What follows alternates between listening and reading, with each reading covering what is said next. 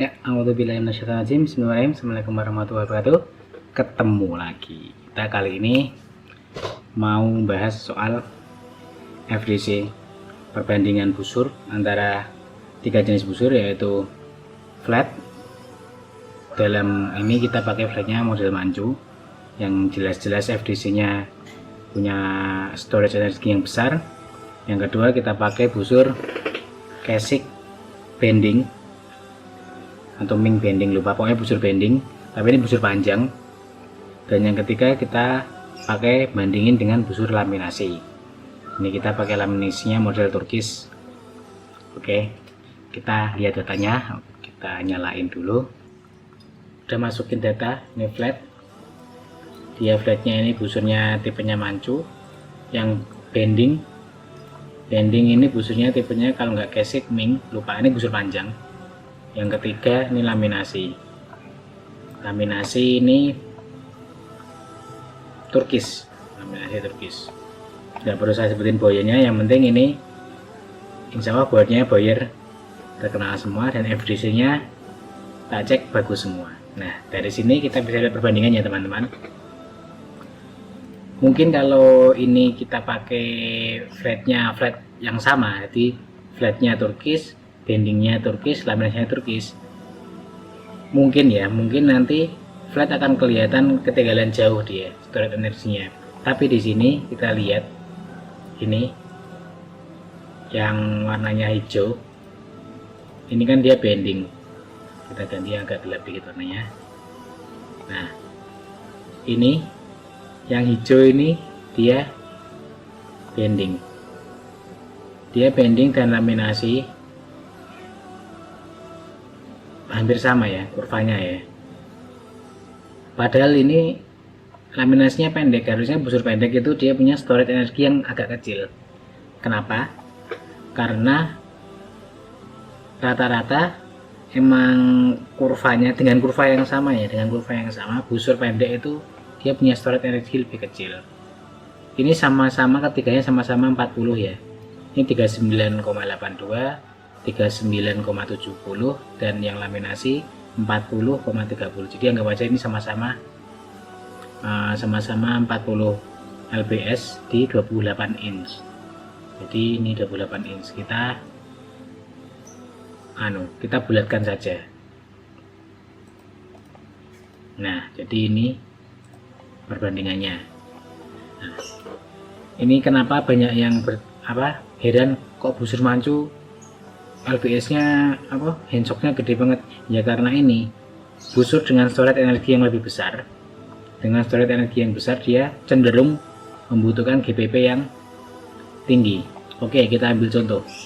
Kita ada nih, kemarin aku punya busur ngetes busur panjang, itu punyanya Kaiwan.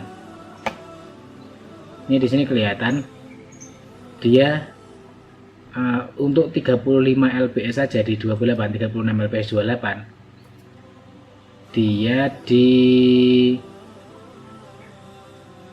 11 inch ya. 11 inch itu dia udah dapat 7 lbs.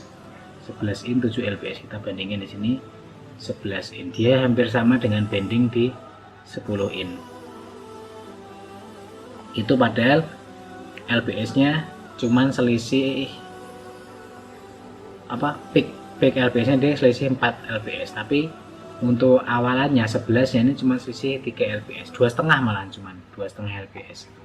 Jadi kan busur-busur panjang dia cenderung punya storage energi yang lebih besar. Itu kenapa busur panjang itu meminta GPP error yang lebih tinggi.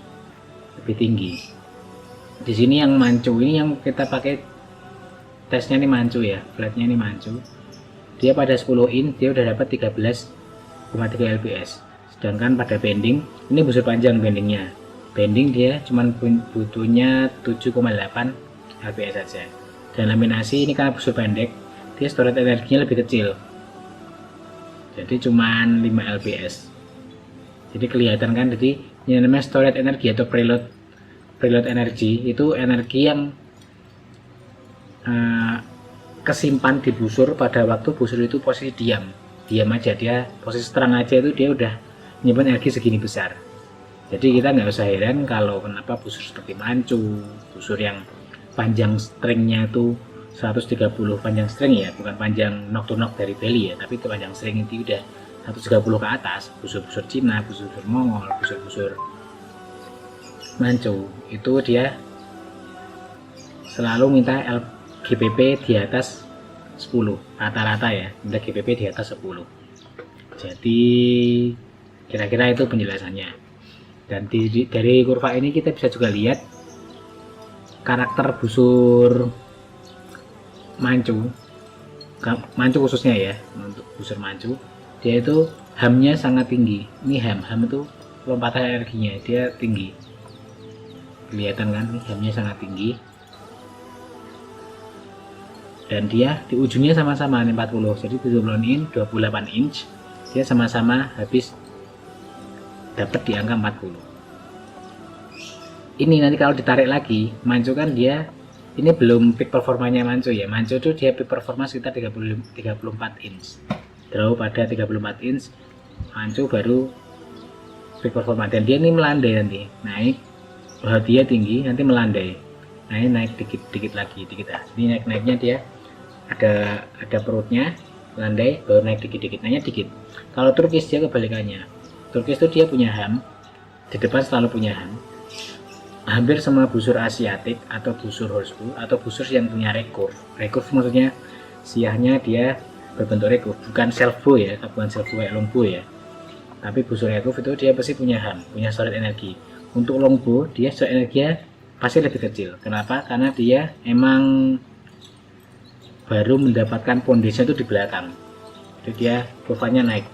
Bahkan mungkin untuk yang paling stabil kenaikannya itu sebenarnya dari 0, kita anggap dari 0 lbs sampai ke berapa lbs, titik lbs nya tertinggi itu yang paling stabil itu kemungkinan malah longbow. Nah dia storage energinya dia nggak terlalu besar, tapi dia kenaikannya stabil. Belum pernah ngetes sih, tapi harusnya dia kayak gitu. Nah dari sini kenapa kita perlu mengukur apa yang bisa diukur. Jadi kita kalau kita tahu FDC suatu busur, karakter suatu busur, kita bisa jadi lebih mudah pilih hero yang cocok.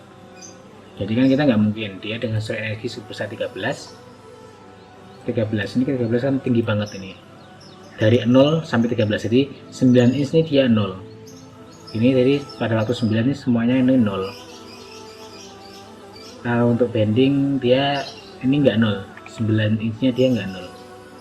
Ini FDC nya 9 inch nya dia dapat 5. Kalau untuk yang laminasi 9 inch nya dia 0, jadi 0 langsung ke 5. Kalau yang ini dia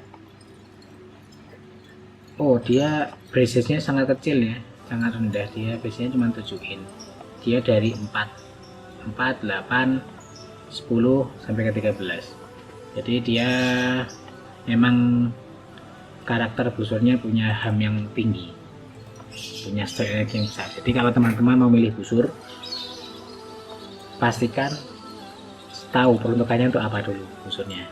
Kalau busurnya kita cari penetrasi yang besar, untuk kalau orang bilang untuk kuat-kuatan tembus, pilihlah yang punya storage energi yang besar. Tapi dia cenderung liar ya, busur-busur dengan storage energi yang besar kayak gini dia cenderung liar. Terus karena tingginya energinya, dia pasti punya handshot yang sangat besar, mungkin butuh 14 sampai 16 GPP. GPP nya kalau untuk busur mancu itu paling gampang kalau kita punya 40 gram.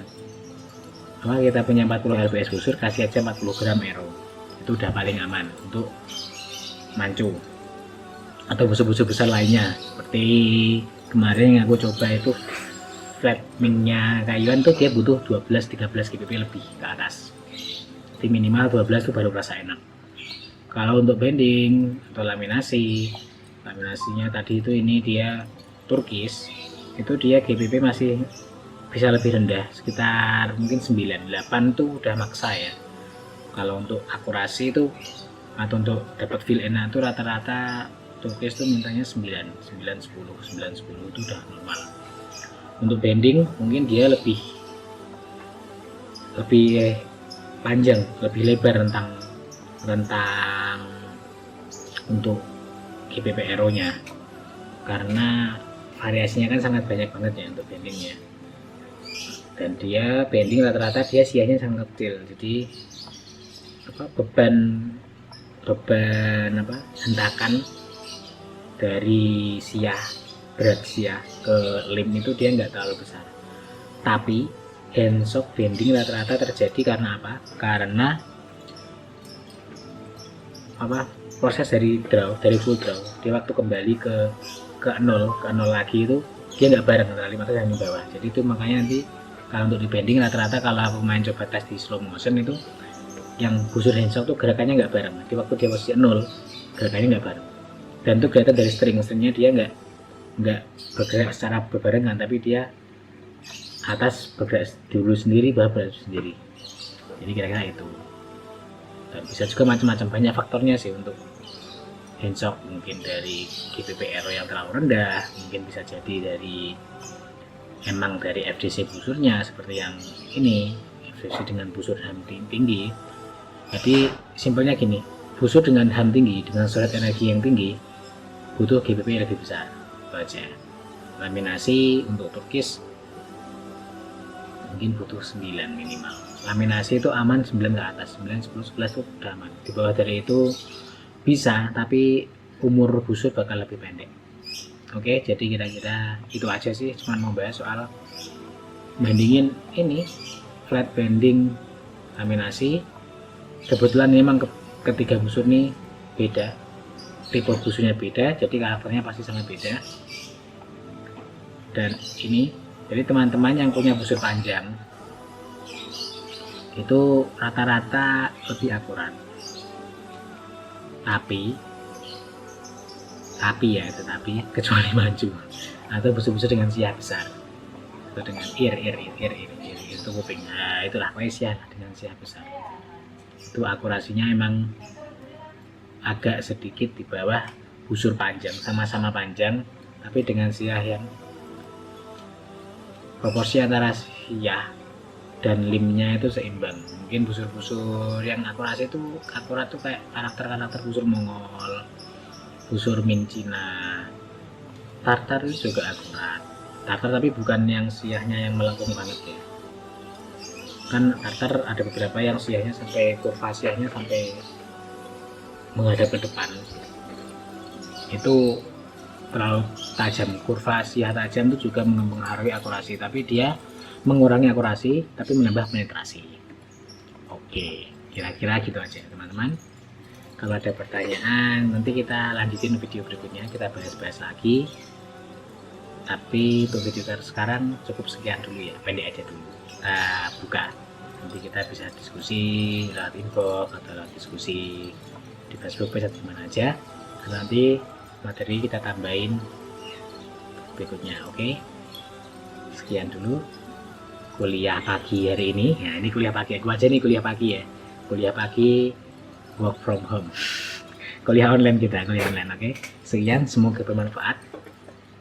Salam memanah, tetap memanah. Assalamualaikum warahmatullahi wabarakatuh. Jika ada lebihnya pasti dari Allah, dan jika ada kurangnya pasti dari saya.